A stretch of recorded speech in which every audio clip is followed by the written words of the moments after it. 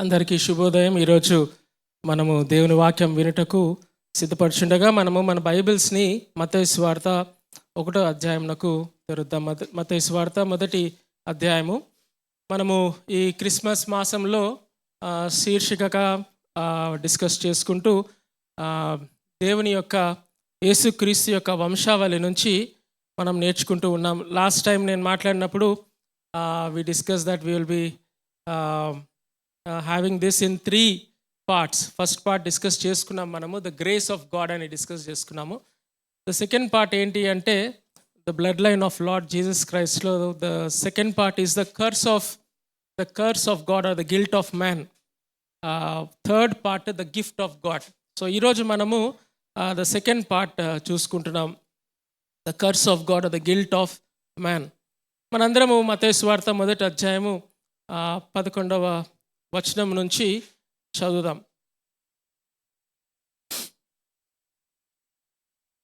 10వ వచనం నుంచి, హిజ్కియా మనష్షేను కనెను, మనష్షే ఆమోసును కనెను, ఆమోనును కనెను, ఆమోను యెషియాను కనెను. యూదులు బబులోనుకు కొనుపోబడిన కాలములో యెషియా యొకన్యాను అతని సహోదరులను కనెను. బబులోనుకు కొనిపోబడిన తరువాత యొకన్యా షయల్తీయేలును కనెను, షయల్తీయేలు జెరుబ్బాబేలును కనెను, జెరుబ్బాబేలు అబీహూదును కనెను, అబీహూదు ఎల్యాకీమును కనెను, ఎల్యాకీము అజోరును కనెను, అజోరు సాదోకును కనెను, సాదోకు అకీమును కనెను, అకీము ఎలీహూదును కనెను, ఎలీహూదు ఎలియాజరును కనెను, ఎలియాజరు మత్తానును కనెను, మత్తాను యాకోబును కనెను, యాకోబు మరియ భర్త అయిన యోసేపును కనెను. ఆమె యందు క్రీస్తు అనబడిన యేసు పుట్టెను. ఇది మనము డిఫరెంట్ స్టోరీస్ చూసుకుంటున్నాం కదా. Last time we discuss about the grace of God, దేవుని కృప మన పట్ల ఎలా ఉంటుంది అని చెప్పేసి నేర్చుకున్నాము. Different stories. One of the beautiful stories that we have heard is of Tamar జీవితము మనము చాలా డీటెయిల్డ్గా డిస్కస్ చేసుకున్నాం. ఈరోజు ఇంకో లైఫ్ని మనము డిస్కస్ చేసుకోబోతున్నాము. మీరు చూడండి, 11వ వచనంలో ఎలా రాయబడిందంటే, యూదులు బబులోనుకు కొనుపోబడిన కాలములో యెషియా యొకన్యాని కనెను అని ఉంది అన్నమాట. సో యొకన్యాని కనినప్పుడు యెషియా జెకోనియాని కనినప్పుడు ఆ పరిస్థితులు ఏంటి అంటే యూదులు బబులోనుకి కొనుపోబడిన కాలాలన్నమాట. So very sad unfortunate events అప్పుడు ఇజ్రాయెల్లో జరుగుతూ ఉంటాయి, జూడాలో జరుగుతూ ఉంటాయి అన్నమాట. దేవుడు రాజు తర్వాత రాజును పంపిస్తూ ఉంటే కొంతమంది రాజులు దేవునికి దగ్గరగా ఉన్నారు, కానీ ఎక్కువ శాతం మంది దేవునికి దూరంగా పనిచేస్తూ ఉన్నారు. దేవుడి ప్రజల్ని ఆయన యొక్క సేవకులకు ఇచ్చినప్పుడు, బాధ్యతగా ఇచ్చినప్పుడు, వాళ్ళ సేవకులు వాళ్ళని బాధ్యత రహితంగా హ్యాండిల్ చేసినప్పుడు దేవుడికి కోపం వచ్చి దేవునికి దగ్గరగా వీరు ఉండట్లేరని చెప్పేసి వీళ్ళకి తీర్పు తీర్చడానికి సిద్ధమవుతూ ఉంటాడనమాట. ఓకే, సో ఆ కాలం ఎట్లాంటి కాలం అంటే అది చీకటి కాలాలు. దేవుని ఉద్దేశాలను ప్రతిఘటించి ఇది నా జీవితం, నా ఇష్టం వచ్చినట్టు నేను చేసుకుంటాను, నన్ను అడిగేది లేదు అని చెప్పేసి రాజులు ప్రవర్తిస్తూ ఉంటే, అలాంటి కాలంలో బబులోను రాజు వస్తాడనమాట. బబులోను రాజు వచ్చి, నెబుకద్నెజర్ వచ్చి జూడాని ఆక్రమించుకొని జూడాలో ఉన్న గిఫ్టెడ్ పీపుల్ అందరినీ తీసుకొని వెళ్ళిపోతాడు. అలా వెళ్ళిపోతున్న సమయంలో పుట్టిన వ్యక్తి ఎవరు? యొకన్యా. యాక్చువల్గా యొకన్యా రాజుగా ఉంటాడు. తీసుకెళ్ళిపోయేటప్పుడు యొకన్యా రాజుగా ఉంటాడనమాట. రాజుగా ఆయన 3 నెలలు 10 రోజులు చేస్తాడు రాజుగా. 3 నెలలు 10 రోజులు అంటే ఎన్ని రోజులు? 100 days. మైల్ స్టోన్ అనమాట. ఓకే, యొకన్యాకి మైల్ స్టోన్ ఏంటి అంటే ఒక 100 days దేవుడు చేసిన తర్వాత, యూజువల్గా ముఖ్యమంత్రులు అయినప్పుడు ఫస్ట్ రోజు ఒక పేపర్ సైన్ చేస్తారు. పబ్లిసిటీ కోసం ఏం చేస్తారంటే 100వ రోజు కూడా ఒక పేపర్ మీద సైన్ చేస్తారు, ఒక జీవో పాస్ చేస్తారు. కానీ ఇక్కడ అట్లాంటి పరిస్థితి లేదు. యొకన్యాకి 100 రోజులు అయిపోయిన తర్వాత దేవుడు ఏం చేశాడంటే, అక్కడి నుంచి నెబుకద్నెజర్ రాజును తీసుకొచ్చి బబులోన్ నుంచి వీళ్ళని చెర పట్టుకొని తీసుకెళ్ళిపోతూ ఉంటారనమాట. అప్పుడు యొకన్యా యొక్క వయస్సు ఎంత తెలుసా? 18 సంవత్సరాలు. ఓకే, 18 సంవత్సరాలు. అప్పుడు యొకన్యాని రాజుగా ఉన్నప్పుడు నెబుకద్నెజర్ వచ్చి వీళ్ళందరినీ చెరకి తీసుకెళ్ళిపోబోతుంది. కానీ అలాంటి పరిస్థితులు రాకముందే దేవుడు ఏం చేస్తాడంటే యొకన్యాకి ఇర్మియా ద్వారా కొన్ని ప్రాఫెసీస్ని పంపిస్తాడనమాట. కొన్ని కొన్ని ఇర్మియాని పంపించి కొన్ని మాటలు పలికిస్తాడు. ఒకసారి ఆ మాటలు చూద్దాం మనం. మీరు కనుక ఇర్మియా గ్రంథము 23వ అధ్యాయము తెరిస్తే, ఇర్మియా గ్రంథము 23వ అధ్యాయం తెరుద్దాం ఒకసారి.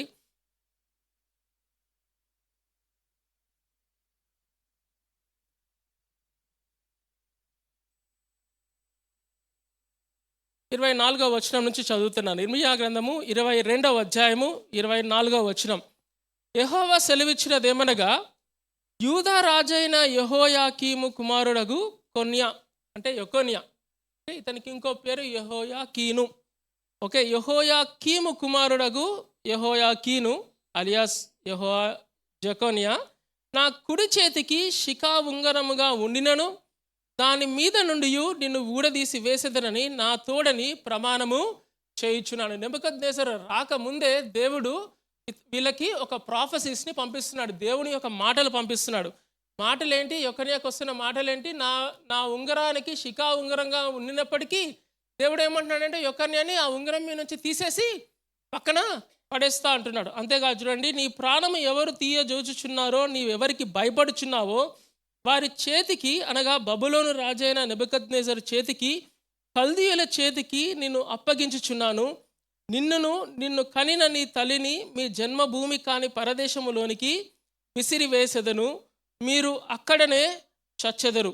వారు తిరిగి రావాలని బహుగా ఆశపడు దేశమునకు వారు తిరిగి రారు.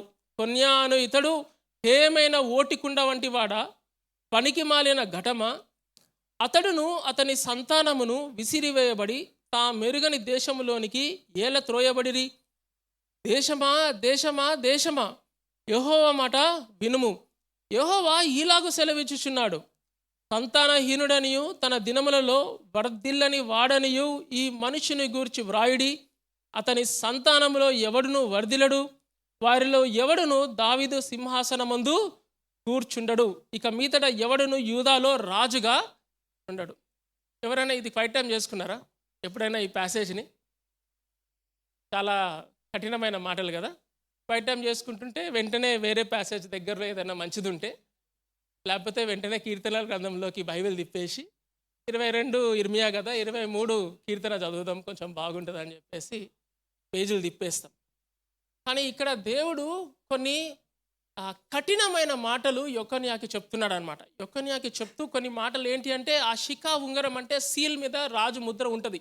ఆ రాజు ముద్రగా ఉండకుండా ఉండటానికి యొకన్యాని ఆ యొక్క ఉంగరం నుంచి తీసి పడేస్తా అంటున్నాడు. అంతేకాదు విసిరివేస్తాను, మీరు తిరిగి రారు అని చెప్తూ ఏమంటాడంటే, ఇతడు సంతానహీనుడు అవుతాడు, ఇతడు వర్ధిల్లడు అని చెప్తూ ఇంకా కఠినమైన మాటలు అంటున్నాడు అనమాట. అతని సంతానంలో ఎవడును వర్ధిల్లడు. యొకన్యా పక్కన పెట్టు, కానీ అతని సంతానంలో ఎవడు వర్ధిల్లడు, వారిలో ఎవడును దావీదు సింహాసనమందు కూర్చుండడు. దేవుడు ఏమన్నా కోపగించుకొని శృతి మించి మాట్లాడుతున్నాడా అని అనిపిస్తుంది ఇక్కడ. ఎందుకో చెప్తాను, మీరు చూడండి. వారిలో ఎవడును దావీదు సింహాసనమందు కూర్చుండడు, ఇక మీదట ఎవడును యూదాలో రాజుగా ఉండడు. దేవుడు యొకన్యా జీవితంలో పలుకుతున్న శాపం ఇది. This is a curse on జెకొన్యా. ఎందుకు కర్స్ అంటే, జెకొన్యా జీవితం కూడా అట్లనే ఉంది. దేవునికి మహిమకరంగా జీవించట్లేడు కాబట్టి, దేవుడికి తనకు అప్పగించిన తన బిడ్డల్ని సరిగ్గా చూసుకోకుండా ఉంటున్నాడు కాబట్టి, దేవుడు ఇంకా సమయం ఆసన్నం అవుతున్నది, వీడికి పనిష్మెంట్ ఇవ్వాలి అని చెప్పేసి పనిష్మెంట్ ఇవ్వటమే కాదు, పనిష్మెంట్ ఏంటి, బబులోను చెరకి పంపించాలి వీళ్ళని అనేది ఒక పనిష్మెంట్ అయితే, దానికి ఇంకొక 2 మెట్లు ఎక్కువ ఎక్కి శపిస్తున్నాడు వీళ్ళని. యొకన్యాని శపిస్తున్నాడు. చాలా కఠినంగా ఉన్నాయి కదా, కర్ణ కఠోరంగా ఉన్నాయి ఈ మాటలు. ఏమంటాడంటే, దావీదు వంశములో యూదాలో ఏముంది, ఇక మీదట ఎవడును యూదాలో రాజుగా ఉండడు అని అంటుంటే, దీనికి కాంటెక్స్ట్ ఏంటంటే, ఎందుకు ఇది కఠినమైన పదాలంటే, మీరు ఒకసారి దావీదుకి దేవుడు ఇచ్చిన నిబంధన, ఈరోజు రూబీ మరి ఎందు నిమిత్తము నిబంధన గురించి అంత డీటెయిల్డ్గా మాట్లాడిందో నాకు తెలియదు, కానీ it was a very beautiful setting for us during the worship time. Meditating upon the covenant God made with us. Okay, where he will not go back on his covenant at any point of time.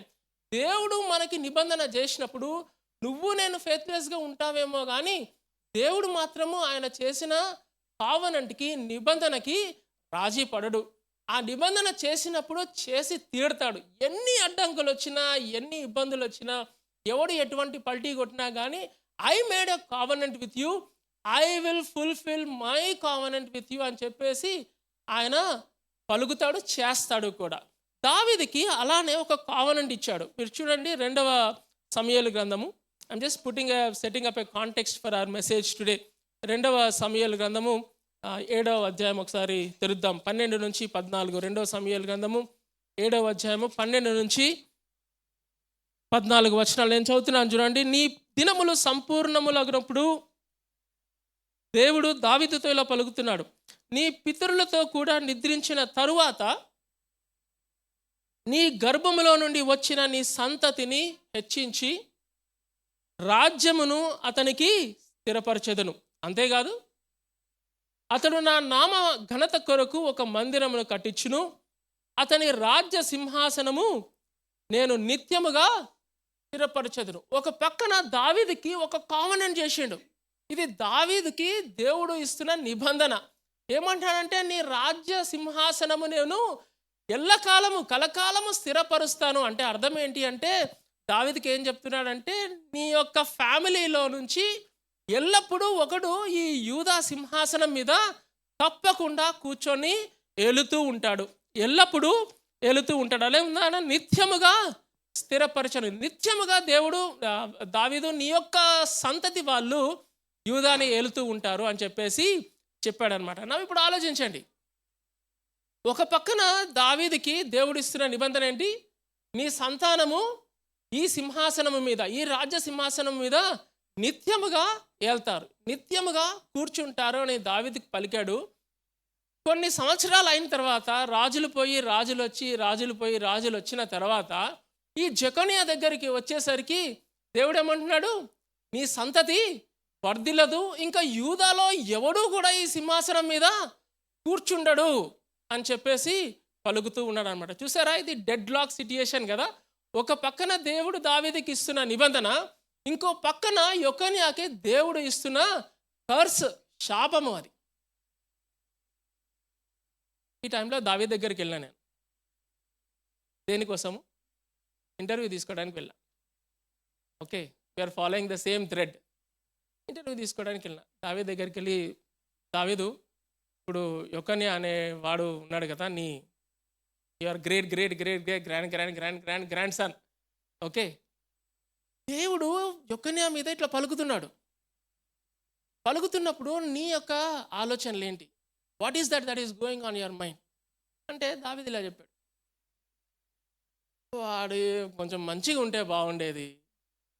Okay, దేవుడు నాకు నిబంధన చేశాడు, నా సంతతిని ఈ రాజ్య సింహాసనం మీద ఎల్లప్పుడూ కూర్చోపెడతా అంటున్నాడు. అంత మంచి నిబంధన చేసిన వాడు ఒక్క అడుగు కొంచెం కాంప్రమైజ్ అయ్యి, ఓకే, యొకన్యా పాపం చేస్తే క్షమించేసి, సరే పోనీరా ఏదో ఒకటి నాటి కిందికి తోసేసి, నువ్వు దావీదు వంశస్థుడివి కదా, సరే సరే కానీ అని చెప్పొచ్చు కదా. ఆయన దేవుడు కదా, ఎట్లా చెప్తాడు? సరే దేవుడైతే మరి నాకు నిబంధన చేశాడు కదా, నాకు నిబంధన చేసిన వాడు మరి అదే నిబంధన పలికిన నా సంతతి వాళ్ళకి మళ్ళీ ఏం చెప్తున్నాడు? నీ సంతతి వాళ్ళు ఇక్కడ ఈ రాజ్యంలో ఈ సింహాసనం మీద కూర్చోటానికి లేదు అని పలుకుతున్నప్పుడు సమాధానం ఎక్కడుంది? సొల్యూషన్ ఎక్కడుంది? నా దగ్గర లేదు సాల్మన్, అది ఇంకా ఆయనే చూసుకోవాలి, అది దేవుడే చూసుకోవాలి. I don't know. One thing I can say that God made a covenant with me. What is a covenant? Your generations, your children will sit on this throne. By the way, Messiah ఎక్కడి నుంచి వచ్చాడు? దావీదు సింహాసనం నుంచి వచ్చాడు, దావీదు గోత్రం నుంచి వచ్చాడు. Is David son. Last time అనుకున్నాం కదా, ఇంట్రడ్యూస్ చేసేటప్పుడే మత్తయి ఎట్లా ఇంట్రడ్యూస్ చేశాడు? Jesus the son of Abraham and the son of David. అది ఆయన చేసిన నిబంధన.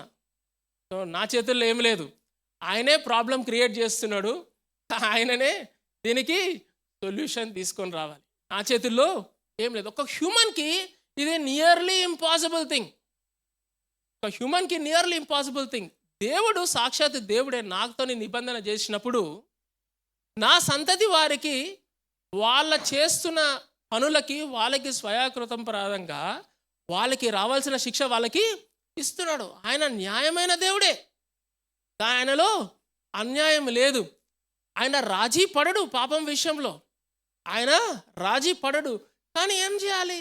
నాకు నిబంధన చేశాడు, నా గ్రేట్ గ్రాండ్ సన్ చేసిన పాపానికి వాడిని శపిస్తున్నాడు. దీనికి సొల్యూషన్ ఎవరు? దేవుడే. నన్ను అడగబాకి ఇంకా whatever question you was it is as, interview is close, you go away అని చెప్పాడు అనమాట దావీదు. దెన్ ఐ క్రాస్డ్, దావీదు దగ్గర నుంచి వచ్చేసా. ఈ ఒక్కని ఆ జీవితాన్ని ఫాలో చేస్తున్నాం.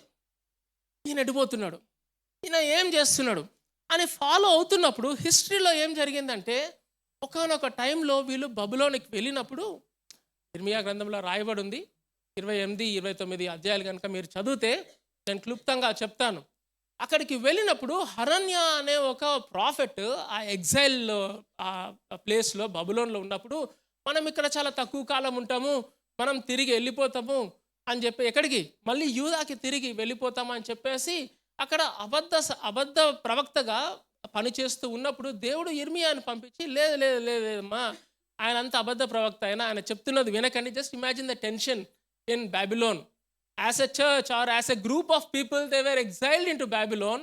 ఎవరికి వాడు ఇక్కడ ఎన్ని రోజులు ఉండాలి, నేను ఈ ప్రభుత్వం కింద నేను ఎన్ని రోజులు ఉండాలని చెప్పేసి మదన పడుతుంటే, ఒకడు వచ్చి అన్నాడు 2 రోజులే అని అన్నాడు, ఇంకోటి వచ్చి అన్నాడు 7 రోజులే అని అన్నాడు, ఇంకొక 2 సంవత్సరాలు అని అన్నాడు. ఒక్కొక్కడు ఒక్కొక్క కాలం చెప్తున్నాడు. చెప్తున్నప్పుడు ఇర్మియా దేవుడి దగ్గర నుంచి వచ్చి, ఇక్కడ మీరు 70 సంవత్సరాలు ఉంటారు, రిలాక్స్ అని చెప్పాడు అనమాట. దేవుడి దగ్గర నుంచి వాక్యం తీసుకొని ఇర్మియా వచ్చి ఇక్కడ ఏమన్నాడు, ఇక్కడ మీరు 70 సంవత్సరాలు ఉంటారు. ఇది దేవుడు చెప్తున్న మాట. ఇల్లులు కట్టుకోండి, పంటలు వేసుకోండి, హ్యాపీగా ఇక్కడ 70 సంవత్సరాలు ఉండండి అని చెప్తూ మన ఫేమస్ వర్స్ ఏంటి? జెరమియా 29:11, I have plans to prosper you not to harm you అని చెప్పేసి యాక్చువల్గా ప్రామిస్ చెరలో ఉన్నప్పుడు వచ్చింది. మనం ఏం చేస్తామంటే ప్రతి బర్త్డేకి ఎవరికో ఒకరికి ఈ ప్రామిస్ ఇస్తూ ఉంటాం, కాంటెక్స్ట్ తెలియకుండా. Okay, it is a good promise, it's a very good promise. దేవుడు ఇస్తున్న కంఫర్ట్ ఏంటి అంటే, ఆ చెరలో ఉన్న వాళ్ళకి మీరు ఇక్కడ 70 సంవత్సరాలు ఉంటారు, 70 సంవత్సరాల తర్వాత దేవుడు మళ్ళీ మిమ్మల్ని ఇక్కడికి తిరిగి తీసుకొస్తాడు అని చెప్పినప్పుడు కరెక్ట్గా 70వ ఏట ఒకడు బయలుదేరుతాడు. ఎవరంటే జెరుబ్బాబెలు.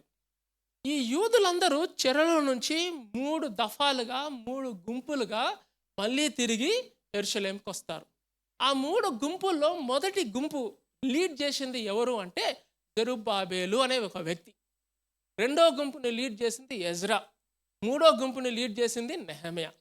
ఓకే, మీకు మారుతి జెన్ గుర్తుందా? మారుతి జెన్ గుర్తుందా? ZEN, that is the mnemonic for this. First group ఎవరు? జెరుబ్బాబెల్. సెకండ్ గ్రూప్ ఎవరు? ఎజ్రా. థర్డ్ గ్రూప్ ఎవరు? నెహెమ్యా. సో ఫస్ట్ గ్రూప్ని లీడ్ చేసి ఇతను తీసుకొచ్చినప్పుడు బైబిల్లో ఏముంటుందంటే, వీళ్ళందరూ దేవుడు ప్రేరేపించిన కొలది ఏక మనసు కలిగి అక్కడి నుంచి బబులోన్ నుంచి యెరూషలేముకి వచ్చి ఒక పర్పస్ కోసం వస్తారు. వీళ్ళు ఎవరు? ఈ జెరుబ్బాబెలు. ఈ జెరుబ్బాబెలు ఒక గుంపును తీసుకొని ఒక పర్పస్ కోసం వస్తాడనమాట. ఆ పర్పస్ ఏంటి తెలుసా? యెరూషలేము మందిరాన్ని కట్టాలి అనే ఒక గొప్ప పర్పస్తో వస్తారు. వచ్చినప్పుడు ఏమవుతుంది అంటే, జెరుబ్బాబెలు వచ్చి చూస్తే ఆ దేవుని యొక్క బలిపీఠం ఏదైతే సాక్రిఫైస్ చేస్తారో ఆ బలిపీఠం అంతా చాలా శిథిలావస్థలో ఉంటుంది. ఉంటే జెరుబ్బాబెలు ఏం చేస్తారంటే, ఆ శిథిలావస్థలో ఉన్న ఆ యొక్క బలిపీఠాన్ని మళ్ళీ కట్టి, టెంపుల్ లేదు, ఏమీ లేదు. వాళ్ళు వచ్చినప్పుడు ఫస్ట్ కట్టేది ఏంటి అంటే బలిపీఠాన్ని కడతారు. బలిపీఠాన్ని కట్టి అక్కడ దేవుడు నిర్దేశించిన విధంగా సాక్రిఫైసెస్ని, బలుల్ని అర్పిస్తూ వర్షిప్ని తిరిగి రెస్టోర్ చేసుకుంటూ వస్తూ ఉంటారనమాట. వస్తూ ఉంటున్నప్పుడు ఆ పని ఏదైతే జరుగుతుందో ఆ కాలంలో అప్పుడు ఆ మందిరానికి పునాది వేస్తారు. యెరూషలేము మందిరానికి మళ్ళీ తిరిగి ఫౌండేషన్ని వేస్తారు. ఎవరు లీడ్ చేస్తున్నారు ఈ గ్రూప్ అంతా? జెరుబ్బాబెలు. ఈ లీడ్ చేసి ఈ యొక్క ఫౌండేషన్, టెంపుల్ ఫౌండేషన్ వేసి కడుతున్నప్పుడు ఆ చుట్టుపక్కల జనాల దగ్గర నుంచి చాలా వ్యతిరేకత వస్తుంది అనమాట.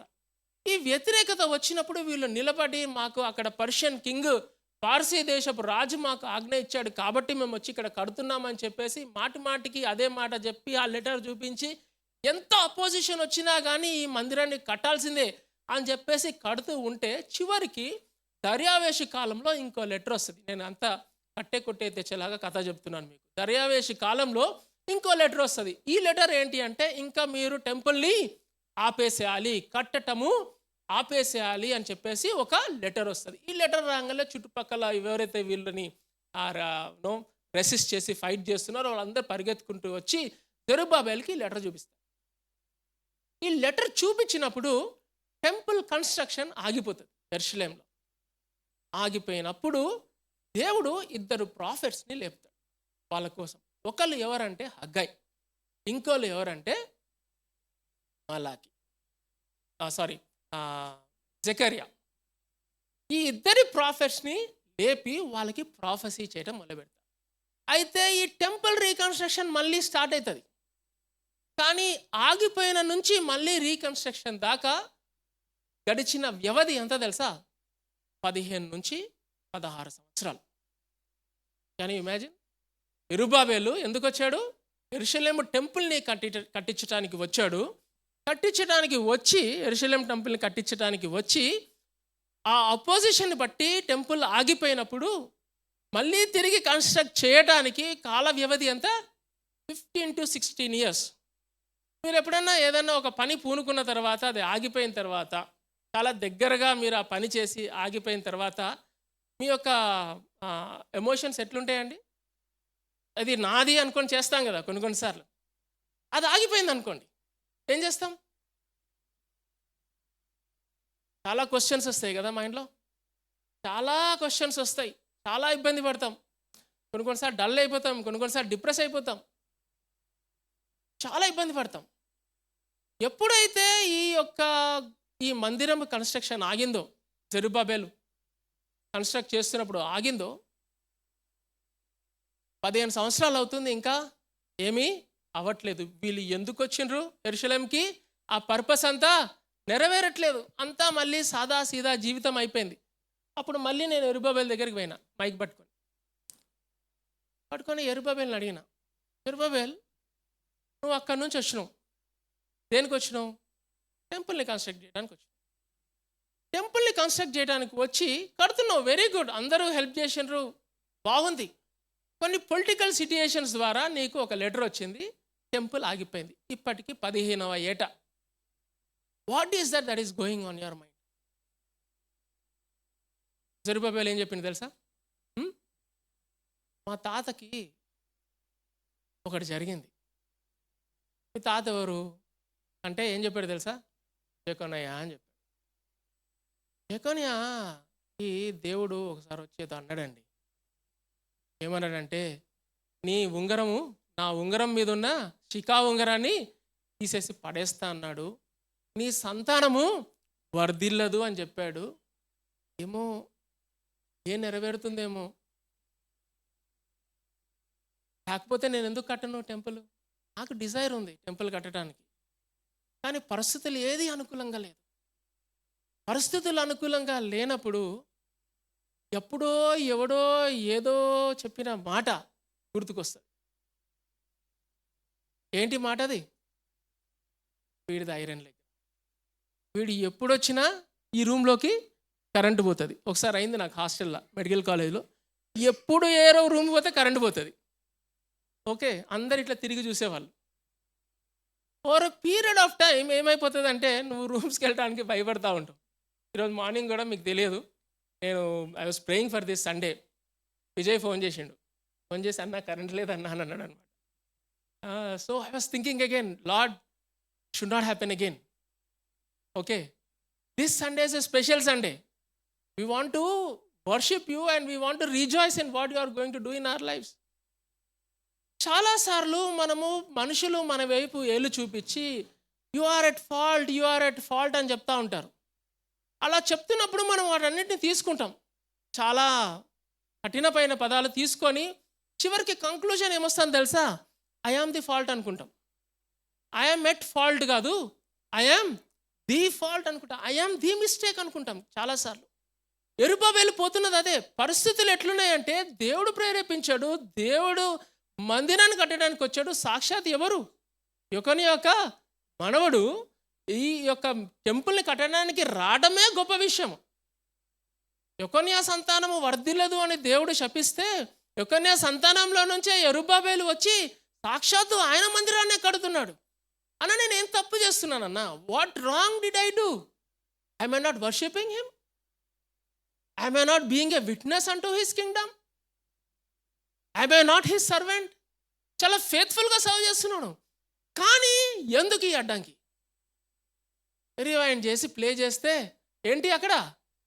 ఈ శాపం వల్ల ఎవడో వాడు పలికాడు ఒకసారి.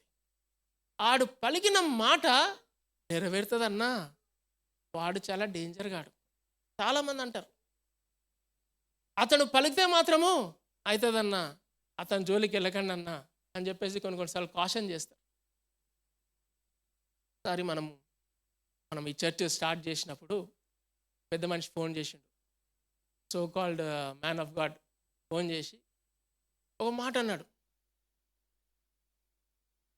నువ్వు పాపంలో పడిపోవా, నేను చూడకపోనా అని అన్నాడు అనమాట. ఇది ఏంటి? అప్పుడు నేను తిరిగి అన్న నన్ను నిలబడుతున్నాను అనుకున్నవాడు పడిపోకుండా జాగ్రత్త పడాలని వాక్యంలో ఉంది అని చెప్పేసి ఫోన్ కట్టి. పీపుల్ విల్ కర్సెస్, శాపనార్థాలు వస్తూనే ఉంటాయి మనకి. వీడు ఈ పానికి మళ్ళీనోడరా, వీడు చేసింది ఒక్కటి కూడా సరిగ్గా ఉండదురా, ఎవడో అని ఉంటాడు మనకి వెనక నుంచి. వీడు చేస్తున్నది ఏది వర్ధిల్లదురా, ఎవరో అంటారు వెనక నుంచి. మనము దేవుని బిడ్డలుగా ఉంటూ దేవుని యొక్క ఆశీస్సులు మన మీద ఉంటున్నప్పుడు ముందుకు వెళ్ళటానికి చాలా ఇబ్బంది పడతాం. Is there anything good that happens in my life? కొన్నిసార్లు వచ్చే ప్రశ్న మన మదిలో. ఒక 2 ఎగ్జామ్లు వరుసగా 2 సార్లు ఫెయిల్ అయితే చాలు. ఇంకా ఇంతకంటే అన్న ఏది మంచిగా అవుతుంది నా జీవితంలో? ఒక్క విషయం చెప్పండి అన్న, మంచిది లాస్ట్ 1 ఇయర్లో ఒక్క విషయం మంచిదైంది చెప్పండి అన్న. తిరిగి వెనకకి వెళ్ళి చూసుకుంటే ఒక్కటి కూడా మంచిది జరిగి ఉండదు. వెంటనే వాడు అన్నది గుర్తుకొస్తుంది. ఏంది? వీడు ఎప్పుడు పాస్ కాడరా, వీడికి చదివినా ఎప్పుడు గుర్తుండదురా. విన్నరా ఎప్పుడన్నా? వీడికి ఎప్పుడు మ్యాథ్స్ రాదురా. అవన్నీ మనం రికార్డ్ చేస్తాం, చేసి మదిలో పెట్టుకుంటాం. యొకన్యా జీవితంలో మనుషులు చెప్పింది కాదు, అది సాక్షాత్తు దేవుడు చెప్పింది. కానీ చిన్న హోప్ ఎవరిలో తెలుసా? జెరుబ్బయలు. చిన్న హోప్ వచ్చి ఆయన మందిరాన్నే కడుతున్నాడు. జెరుబ్బయలు దగ్గరికి కడుతుంటే నేనేం తప్పు చేసిన అన్న? ఎందుకు మందిరం ఆగింది? What did I do? నాలో ఏమైనా పాపం ఉందా? ఎందుకు ఆగింది ఈ టెంపుల్ చెప్పండి. అర్థమవుతుందా? ఫాలో అవుతున్నారా? గమనించండి. This is how life's challenges will make us question God's covenants in our life. అదే జెరుబ్బయలు ఏమంటాడు? మా ముత్తాత దావీదుకి దేవుడు మళ్ళీ ప్రామిస్ చేసిండు. ఏమని? నీ సంతతిని ఈ యొక్క రాజ్య సింహాసనం మీద ఎల్లప్పుడూ ఉంచుతాను. ఇది ప్రామిస్ కాదు, ఇది కావనెంట్. డేవిడ్కి కావనెంట్, ఇది నిబంధన. దేవుడు ఒక అగ్రిమెంట్ రాసి సైన్ చేసిండు, దాని మీద అగ్రిమెంట్ కాపీ ఉంది. దేవుడు వెనక్కి వెళ్ళాడు. కానీ మా తాతయ్య మీద ఈ యొక్క శాపం ఉంది, నా పరిస్థితి ఏమో ఇట్లుంది అని అన్నప్పుడు దేవుడు హగ్గయిని పంపిస్తాడు యెరుబ్బయలు దగ్గరికి. హగ్గయిని పంపించి ఈ మాటలు పలికిస్తున్నాడు. చూడండి హగ్గయి, సరే హగ్గయి గ్రంథం తెరుద్దాం. హగ్గయి గ్రంథం 2వ అధ్యాయం ఒకసారి చూడండి, 4వ వచనం. ఇలా పలుకుతున్నాడు దేవుడు. 2వ అధ్యాయం 4వ వచనం. హగ్గయి జకర్యాకు ముందు ఉంటుంది, జకర్యా హగ్గయి తర్వాత ఉంటుంది. 2వ అధ్యాయం 4వ వచనం.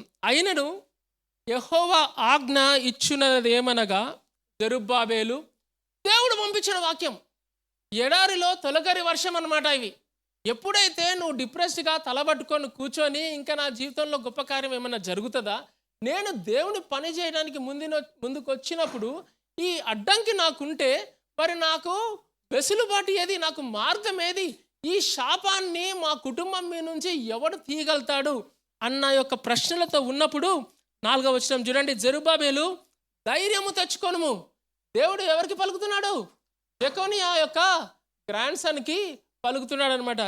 జెరుబ్బాబేలు ధైర్యము తెచ్చుకొనుము, ప్రధాన యాజకుడగు యెహోజాదాకు కుమారుడైన యెహోషువ ధైర్యము తెచ్చుకోము, దేశములోనున్న సమస్త జనులారా ధైర్యము తెచ్చుకొని పని జరిగించండి, నేను మీకు తోడుగా ఉన్నాను, ఇదే సైన్యములకు అధిపతియకు యెహోవా వాక్కు. దయచేసి గమనించండి 5వ వచనం, మీరు ఐగుప్తు దేశములో నుండి వచ్చినప్పుడు నేను మీతో చేసిన వాట్ ఈస్ దట్, నేను మీతో చేసిన నిబంధన జ్ఞాపకము చేసుకునండి.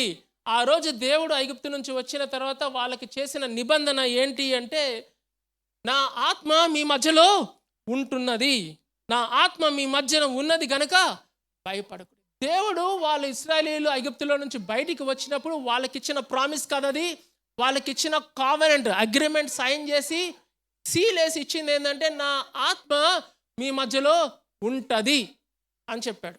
జెరుబ్బాబేలుకి దేవుడు ఇక్కడ వాళ్ళ తాతయ్య యొక్క కర్సు గుర్తు చేయట్లా. ఏం గుర్తు చేస్తున్నాడు? కొన్ని తరాలు అడిపోయి ఐగుప్తు నుంచి ఇశ్రాయేలీయులు బయటికి వచ్చినప్పుడు వాళ్ళతో చేసిన నిబంధనని గుర్తు చేస్తున్నాడు. ఏంటి ఆ నిబంధన? నా ఆత్మ మీ మధ్యలో ఉంటుంది. జెరుబ్బాబేలు, don't look at your past. Your past was because your grand father did something. I made a curse to your grand father. What is the curse? యూదాలో నుంచి ఎవడు కూడా ఈ సింహాసనం మీద కూర్చోటానికి లేదు. That is none of your business. Now at this moment, ప్రెజెంట్లో, పాస్ట్ మర్చిపో, ప్రెజెంట్లో what I'm telling you is, నా ఆత్మ నీ మధ్యలో, భయపడకు. 3 సార్లు వచ్చింది అక్కడ. ఏమని? భయపడకు అని చెప్పాడు.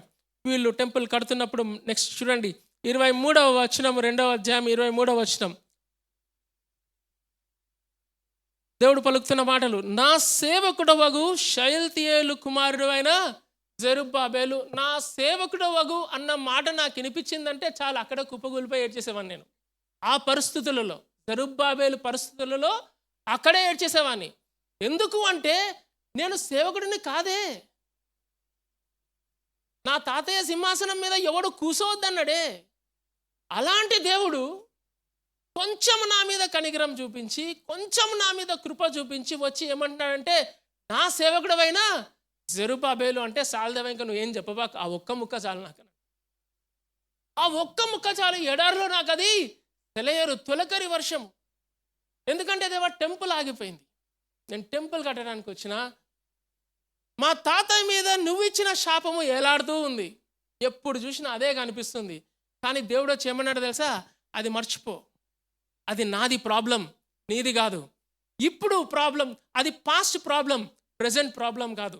ప్రెజెంట్ నువ్వేం చేయాలంటే, నా ఆత్మ నీ మధ్యలో ఉంది కాబట్టి నువ్వేం చేయాలి? ధైర్యం తెచ్చుకో, భయపడకు, నీ మీద, నీ చేతి మీద ఉన్న పనిని ఖచ్చితంగా చేయటానికి ముందుకెళ్ళు అని చెప్పేసి జెరుబ్బాబేలుకు చెప్తున్నాడు. చూడండి, నా సేవకుడైన షయల్తీయేలు కుమారుడైన జెరుబ్బాబేలు, నేను నిన్ను ఏర్పరచుకొని ఉన్నాను. వావ్, అసలు ఇంక ఇది అయితే ఇంకా మీరు డంకా కొట్టడమే. సేవకుడివే కాదు, దేవుడు ఏమన్నా అంటే, నేను నిన్ను ఏర్పరచుకొని ఉన్నాను. దేవా, మా తాతయ్యకి నువ్వు అట్లా చెప్పలే కదా, ఆ శిఖా ఉంగరాన్ని తీసి పడేస్తా అన్నావు కదా, నేను నిన్ను ఏర్పరచుకొని ఉన్నాను గనుక ఆ దినమున నేను నిన్ను తీసుకొని ఏం చేస్తాడు? నీ తాతయ్య ఉంగరం తీసి పక్కన పడేసిన, కానీ నేను నిన్ను మళ్ళీ ఉంగరంగా, అంటే ఏంటి? I will give you the authority. Might not be a king here, సింహాసనం మీద కూర్చోబెడతా అనట్లేడు, కానీ సమ్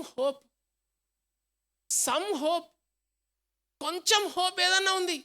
దేవుడు మళ్ళీ కొంచెం నా మీద కనికరం చూపిస్తూ ఉన్నాడు. ఫాలో అవుతున్నారా? గమనిస్తున్నారా? ఒక పక్కన దావీదుకి దేవుడిచ్చిన నిబంధన ఏంటి? నీ సంతతి వారు నిత్యము ఈ సింహాసనం మీద కూర్చుంటారు. దాని తర్వాత యొకన్యాకు వచ్చిన కర్సు సాక్షాత్ దేవుడి దగ్గర నుంచే, ఈ సింహాసనం మీద యూదా దగ్గర నుంచి ఎవడు ఇంకా మీదడా ఈ సింహాసనం మీద కూర్చోడు. దేవుడు అంటున్నాడు, అది నా ప్రాబ్లం అంటున్నాడు, నీ ప్రాబ్లం కాదు. నువ్వు ఇప్పుడు ఏం చేయాలంటే నీ మీద పలికిన ప్రతి ఒక్క కర్సుని, whatever, whoever, that is past, that has nothing to do with your life now. ఇప్పుడు నువ్వు దేవునికి దగ్గరగా ఉండి ఆయన పని చేపడితే దేవుడు ఏమంటున్నాడంటే, నేను నిన్ను ఏర్పరచుకొని ఉన్నాను, భయపడబాకు, జంకబాకు, ధైర్యం తెచ్చుకో. నువ్వు ఇప్పుడు పని చేస్తున్నావు, నేను నీ పనిని ఆశీర్వదిస్తా. అంతేకాదు, నేను ఏర్పరచుకొని వాడవు, నేను నిన్ను మళ్ళీ ఉంగరంగా, సిగ్నేచర్ రింగ్గా నేను ధరించుకొని చాలా గర్వంగా నీ యొక్క సిగ్నేచర్ పెడతానని చెప్పేసి చెప్తున్నాడు. నీకు అథారిటీని ఇస్తానని చెప్తున్నాడు జెరుబాబెల్కి. So beautiful story, how God makes a covenant with one person for all that he has done. He signs an agreement and says that I will do this. At the same time, he curses a person because he is not with him, and says that no one will come from your family to sit on this throne. కానీ చిన్న hope Zerubbabel రూపంలో వచ్చింది. దాని తర్వాత మీకు అందరికీ తెలుసు, యేసయ్య ఈ యొక్క లైన్లో నుంచే, బ్లడ్ లైన్లో నుంచే పుడతాడు. ఈ యొక్క బ్లడ్ లైన్లో నుంచే పుడతాడు. పుట్టినప్పుడు ఆయన వచ్చి ఆ యొక్క గలిలయ దేశంలో, ఇశ్రాయేల్ దేశంలో చేస్తున్న మిరాకిల్స్ అన్నీ చూస్తున్నారు. ఐషియా పలికిన ప్రాఫెసీస్ అన్నీ నెరవేరుతున్నాయి ఈయన విషయంలో. ఏంటి? The blind will see, the deaf will hear, the lame will walk and leap, the spirit of the Lord is on me. గొప్ప గొప్ప ప్రామిసెస్ అన్నీ ఐషియాలో చదువుతున్నట్టు ఇక్కడ యూదులందరూ చూస్తూ ఉన్నారు. ఆయన అన్నాడు, I am the way, the truth and the life అని అన్నాడు. యూదులంతా చూశారు, విన్నారు. I and the Father are one అని చెప్పాడు. రాళ్ళు తీసుకొని వేయడానికి బయలుదేరారు. అది చూస్తున్నప్పుడు మళ్ళీ నేను మైక్ పట్టుకొని ఒక యూదుని దగ్గరికి వెళ్ళా, ఒక ఫారసీ దగ్గరికి వెళ్ళి ఇంటర్వ్యూ తీసుకున్నాను. అయ్యా, మీరు చూస్తున్నారా యేసుక్రీస్తుని? అన్న చూస్తున్నాను అన్నాడు. ఆయన చేస్తున్న మహా గొప్ప కార్యాలు చూస్తున్నారంటే చూస్తున్నామన్నారు. Lame are walking, deaf are hearing, blind are seeing, fine అని అన్నారు. ఈయననే మెస్సయ్యనా అని అడిగితే, సాల్మన్ ఊరుకో సాల్మన్, ఈయన మెస్సే ఎట్లయితాడు సాల్మన్ అంటే మీకేంటన్నా అభ్యంతరం అని అడిగిన ఆ ఫారసీని. అంటే వాళ్ళు చెప్పాడు, తెలుసా నీకు తెలియదా ఆయన ఇటువైపు సంతానాలు నీకు తెలియదా అంటే, ఏదన్నా సంతానం అంటే నాకు మత్తయి సువార్త చదివినిపించి యొకన్యా దగ్గరికి రాగానే ఫుల్ స్టాప్ పెట్టిండు. అక్కడ యాక్చువల్గా కామా ఉంటుంది. ఫుల్ స్టాప్ పెట్టి ఏమన్నా అంటే, ఈయన యొకన్యా సంతానం అండి.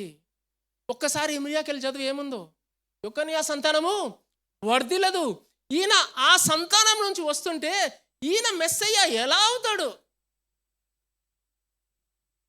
అని చెప్పేసి కొట్టి పారేస్తూ ఉన్నారనమాట.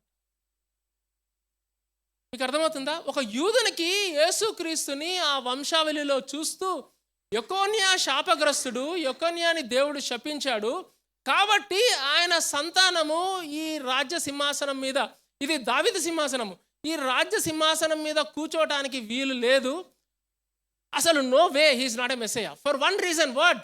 Because he is in the line of Jeconiah, so he cannot be messiah అని చెప్పి బల్లగుద్ది చెప్పారు. అప్పుడు లూకా వచ్చాడు సీన్లోకి. లూకా వచ్చి, ఇది కరెక్ట్ కాదమ్మా, మనం రీసెర్చ్ చేయాలని చెప్పేసి చెప్పాను కదా. లూకా సువార్త ఇన్వెస్టిగేటివ్ జర్నలిజం చేసి రాసిన సువార్త అది. ఒక్కొక్కరి దగ్గరికి వెళ్ళి ఈయన యొక్క పెడిగ్రీ ఏంటి, ఈయన యొక్క జీనియాలజీ ఏంటి అని చెప్పేసి మళ్ళీ ముందు నుంచి వెనకకి మళ్ళీ వెళ్తూ వెనకకి ట్రేస్ చేసుకుంటూ పోతే ఆదాం దగ్గరికి వెళ్ళిండు. అక్కడి నుంచి వస్తూ ఎవరు పిక్చర్లోకి వచ్చారంటే మరియ పిక్చర్లోకి వచ్చి.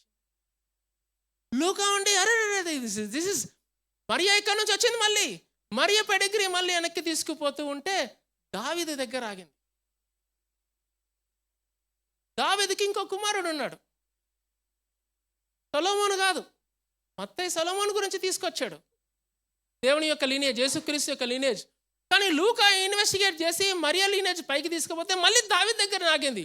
కానీ దావీదు కుమారుడైన నాతాను దగ్గర నుంచి మరి యొక్క లీనియేజ్ తీసుకొని వచ్చాడు. లూకా వావ్ అని అనుకున్నాడు. ఎందుకు తెలుసా వావ్ ఇది?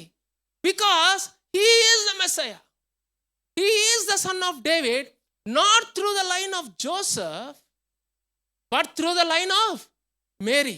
వెంటనే అందరిని పిలిచి రండిరా, అరే ఫారిసీస్ రండిరా, కూర్చోండి, ఇట్లా కాదురా మీరు బైబిల్ చదవాలి, ఇట్లా చదవాలి అని చెప్పేసి మాథ్యూ జీనాలజీ పక్కన పెట్టిండు. దాని తర్వాత లూక్ జీనాలజీ పక్కన పెట్టి ఒక్కొక్క పేరు అండర్లైన్ చేసుకుంటూ వస్తే జరిగిన సారాంశము చెప్తూ వచ్చారనమాట. ఈయన మెస్సయ్య అండి. ఎందుకు తెలుసా ఈయన మెస్సయ్య? యొకన్య శాపము యోసేపు మీద ఉంది, కానీ ఈయన యోసేపు కుమారుడు కాదండి, ఈయన మరియ కుమారుడు. మరియ పరిశుద్ధాత్మ వలన గర్భము ధరించింది, యోసేపు వలన కాదు. Legally he is a king, he comes in a line of kings. Legally he comes in a line of kings, Joseph son of David. But biologically he is not a son of Joseph. Biologically he is a son of Mary. Mary చూడండి pedigree ఎక్కడికి పోయింది? నాతాను యొక్క father ఎవరు? దావీదు దగ్గరికి వెళ్ళింది. ఫారిసీస్కి story చెప్పాడు. యేసుక్రీస్తు ఈ లోకానికి వచ్చినప్పుడు పాపము లేనివాడిగా వచ్చాడు, శాపము లేనివాడిగా వచ్చాడు. రావాల్సిన అవసరం ఉంది. పాపము లేనివాడిగా, శాపము లేనివాడిగా ఈ యొక్క లోకానికి రావాల్సిన అవసరం ఏర్పడింది. యోసేపు ఎప్పుడైతే ఆ శాపాన్ని, యొకన్య శాపం తీసుకొని ఆ నెత్తి మీద పెట్టుకున్నాడో, దేవుడు అదే యోసేపు, అదే మరియా బెట్రోత లవంగాల్ని సీన్లోకి వచ్చి, ఓ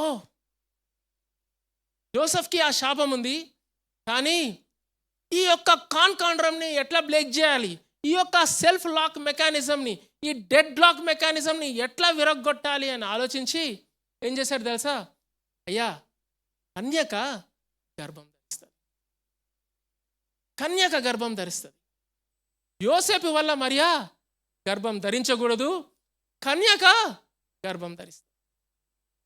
కన్యక గర్భం ధరించినప్పుడు మీకు అందరికీ తెలుసు, వాక్యంలో ఏముంది? పరిశుద్ధాత్మ దేవుని వలన మరియా గర్భం ధరించింది. యొకన్య శాపము యేసుక్రీస్తు మీద లేదు. ఆయన శాపము లేకుండా, పాపము లేకుండా రావాల్సిన అవసరం ఉంది. ఈ స్టోరీ అంతా ఫార్సీస్కి చెప్పిన. స్టోరీ అంతా ఫార్సీస్ చెప్తే ఒక్క నవ్వి ఏమన్నారు తెలుసా? ఎంత ఆవేశంగా చెప్పినా కదా, ఇట్లా కొట్టిపారేసి ఫస్ట్ యేసుక్రీస్తు దగ్గరికి వెళ్ళి ఆయన ఫాదర్ ఎవరో చెప్పమని ఫస్ట్ అని అన్నారు. చాలా అవమానకరమైన పరిస్థితి అది. ఆయన ఫాదర్ ఎవరో చెప్పుకొని రండి, అప్పుడు మాట్లాడదామని. మీకు అర్థమవుతుందా నేను చెప్తుంది? గమనిస్తున్నారా? సరే, వెయిట్ చేద్దాం. అదే యేసుక్రీస్తు అయితే వెయిట్ చేద్దాం. యేసుక్రీస్తు ఏం చేశాడంటే, శాపము లేనివానిగా వచ్చి, పాపము లేనివానిగా వచ్చి, పాపరహితంగా ఇక్కడ ఈ లోకంలో జీవించి శిలువ మీదకి వెళ్ళాడు. శిలువ మీదకి వెళ్ళినప్పుడు ఆయన శాపము లేనివాడిగా శిలువ మీదకి వెళ్ళి మన శాపాలని ఆయన మీద వేసుకున్నాడు. మన శాపాలని ఆయన మీద వేసుకున్నాడు. ఆ రోజు ఆయన పలికిండు కదా పెద్ద ఆయన, ఆ శాపమంతా ఆయన వేసుకున్నాడు. మీ మీద పలికిండ్రు కదా, ఆ శాపాలన్నీ వేసుకున్నాడు. అరే వీడు దరిద్రుడు అన్నాడు కదా, ఆ శాపమంతా ఆయన వేసుకున్నాడు శిలువ మీద. ప్రతి ఒక్క మనిషి మీ మీద పలికిన శాపమంతా తీసి ఆయన నెత్తి మీద వేసుకున్నాడు. నెత్తి మీద వేసుకొని మనకు రావాల్సిన పనిష్మెంట్ని ఆయన, మన మీదున్న శాపము ఆయన మీద వేసుకొని శాపగ్రస్తుడుగా, శాపగ్రహి అయి ఆ శిలువలో మరణించాడు. ఫారిసీస్ అందరు చప్పట్లు కొట్టారు. నేను చెప్పలే సాల్మన్, నేను చెప్పలే నువ్వు మెస్సియా అంటివి, చూడు చచ్చిపోయాడు అని అన్నారు. నువ్వు మెస్సియా అంటివి కదా, మరి మెస్సియా రాజ్యం స్థాపించాలి కదా, ఆయన రాజు కదా, అగో చూడు చచ్చిపోయినాను అన్నారు. 2 రోజులు ఉత్కంఠభరితంగా వెయిట్ చేసిన, ఫ్రైడే నుంచి సాటర్డే. సండే ఏం చేసిండు తెలుసా? యేసుక్రీస్తు తిరిగి లేచిండు. తిరిగి లేచినప్పుడు టంకా మోగింది. తిరిగి లేచినప్పుడు విజయ ఉత్సాహము మోగింది. ఎందుకు తెలుసా? ఆయన శాపము లేనివాడిగా నా కొరకు నా శాపము తీసుకొని ఆయన చనిపోయి ఆయన కన్యక నుంచి పుట్టాడు అనే నిదర్శన, ఆయన పాపము లేనివాడు అనే దానికి నిదర్శన, రుజువు ఏంటి అంటే ఆయన మరణాన్ని జయించి తిరిగి లేచాడు. ఆయన తిరిగి లేచినప్పుడు నా మీదున్న శాపమంతా పటాపంచలైపోయింది. నా మీదున్న శాపము తొలగిపోయింది. I live a curse-free life now. No man's curse on me is going to stand. Do you know why? Do you know why? Because Jesus took that curse. నీకు రావాల్సిన శాపము ఆయన తీసుకున్నాడు. ఆయన తీసుకొని నిన్ను ఆశీర్వచనాలతో నిన్ను బ్లెస్ చేశాడు. గమనించారా? This is what God can do in our lives, my dear church. This is what God can do in our lives. ఆ యొక్క సెల్ఫ్ లాక్ ఏదైతే లాక్ ఉందో దేవుడు ఎక్కడా దేన్ని డిస్టర్బ్ చేయాల. యొక్కన్య శాపం అట్లనే ఉండింది, కానీ యేసుక్రీస్తుని ఆ యొక్కన్య శాపం నుంచి తప్పించాడు. దావీదుకి నిబంధన ఉంది, ఆ నిబంధనకి తూచా తప్పకుండా ఫెయిత్ఫుల్గా ఆ నిబంధనని నెరవేర్చాడు. దావీదు కుమారుడు నాతాను నుంచి మరియ గర్భము ధరించి, కన్యకై మరియ గర్భము ధరించి కుమారుని కనింది. ఈయనే యేసు క్రీస్తు, మన పాపములకు రక్షకుడు, మన పాపములను మన శాపములను మన దగ్గర నుంచి వేరు చేసేవాడు.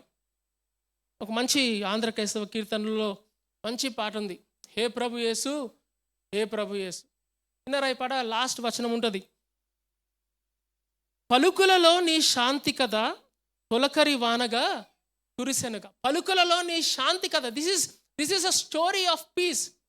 పలుకులలో నీ శాంతి కథ తొలకరి వానగా కురిసెనుగా, మలమల మాడిన మానవ హృదయము తలతలలాడేగా. సిల్వధర పాపహర శాంతికర, that is what is Jesus. మలమల మాడిన మన హృదయాలను తలతలగా మార్చేశాడు. ఎందుకు తెలుసా? మన శాపము వల్ల మనం మలమల మాడుతుంటే ఆ శాపాన్ని తీసేసి ఆయన తీసుకొని, శాపగ్రహి అయి తీసుకొని మనకు తలతలలాడే బ్రతుకులు ఇచ్చాడు. ఈ యేసుక్రీస్తుని నువ్వు గనక నీ యొక్క రాజుగా, నీ యొక్క రక్షకునిగా నువ్వు గనక అంగీకరిస్తే ఏమవుతుంది తెలుసా? శాపాలన్నీ యేసుక్రీస్తు తీసుకున్నాడమ్మా. మనం ఏం భయపడనక్కర్లే. 10 మంది ఈర్ష్యతో పగతో 10 మాటలు అంటారు, ఏవి మన మీద పని చేయవు. ఎందుకు తెలుసా? It is the blood of Christ who has the power to cancel every curse that is pronounced on us. And if you come under the shelter, just like how Ruth came, another story of curse. Just like how Ruth came, Boaz said, you have come under the wings of the Almighty. When you come under the wings of the Almighty, there is no curse. Yavadi ennana valkoni, nothing will stand, because the blood of Christ will cancel every curse that is on us. Not only that, he will give us a life of blessedness. ఆశీర్వచనాలతో కూడిన జీవితాన్ని నీకు నాకు ఇస్తానంటున్నాడు. ఈరోజు నువ్వు గనక యేసుక్రీస్తుని రక్షకునిగా ప్రభువుగా అంగీకరించకుండా ఇంకా తచ్చెట్లాడుతుంటే గొప్ప అవకాశం. బైబిల్ ఏం చెప్తుందంటే, today is the day of salvation, not tomorrow. Receive Jesus in to your life. Ask forgiveness of your sins.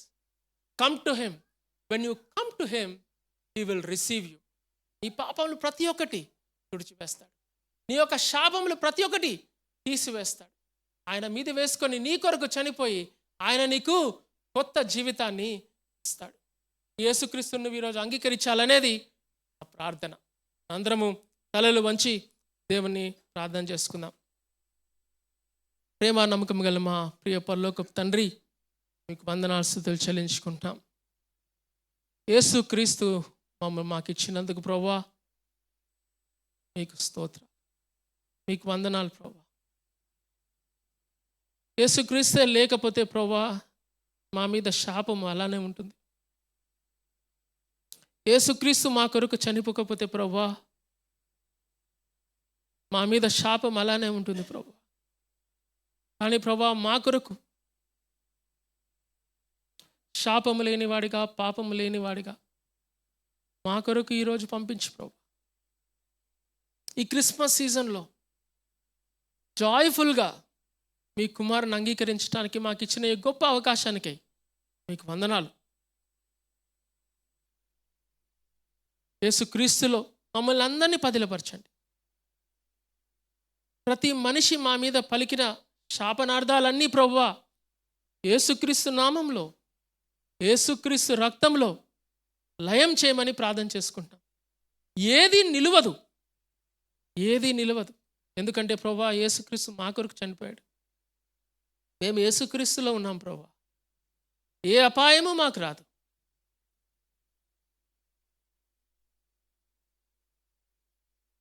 ఏ అపాయము మాకు రాదు. యేసుక్రీస్తులో మమ్మల్ని పదిలపరిచినందుకు మీకు వందనాలు స్తుతులు చెల్లించుకుంటూ యేసుక్రీస్తు నామంలో అడిగి వేడుకొంచున్నాం తండ్రి, ఆమేన్.